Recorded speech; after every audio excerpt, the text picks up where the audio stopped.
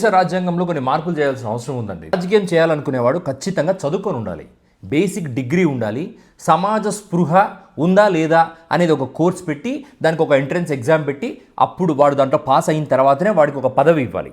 కనీసం ప్రజలు ఎన్నుకున్న తర్వాతన్నా ఎన్నుకునే ముందన్నా ఈ పద్ధతి ఖచ్చితంగా ఇంప్లిమెంట్ చేయాలి. ఎందుకు అంటారా, నేను పవన్ కళ్యాణ్ గురించి మాట్లాడుతున్నా.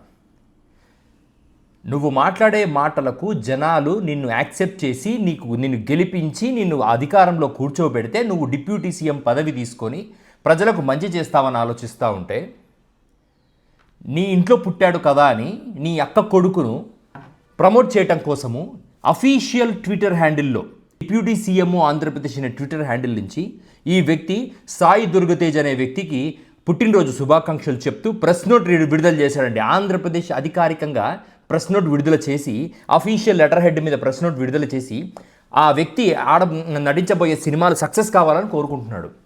ఎంత నీచమైన, ఎంత దుర్మార్గమైన, ఎంత గలీజ్ బతుకుతున్నాం మనం. ఒక సినిమా నటుడు అధికారంలోకి వచ్చి తన బంధువుకు, తన అక్క కొడుకు, చెల్లెల కొడుకు ప్రెస్ నోట్ విడుదల చేస్తాడా? అరే బాబు, నువ్వు బాగా సినిమాలు చేసుకున్నా, నువ్వు పుట్టినరోజు బాగుండాలి అని. మన సుభాష్ చంద్రబోసా వాడేమన్నా దేశ సంఘ సంస్కర్త? ఆఫ్టర్ ఆల్ ఆలీ ఎంతనో, సాయి దుర్గతేజ్, సాయి ధరమ్ తేజ్, వరుణ్ తేజ్, ఏ తేజ్ వీళ్ళందరూ ఒకటే. ఇంత దౌర్భాగ్యమైన స్థితిలో ఆంధ్రప్రదేశ్ ఉంటుందని నేను కల్లో కూడా ఊహించలేదు. కనీసం నీకు రాజకీయం చేయడం రాకపోతే పవన్ కళ్యాణ్ గారు, you have to learn from Chandrababu Naidu గారు.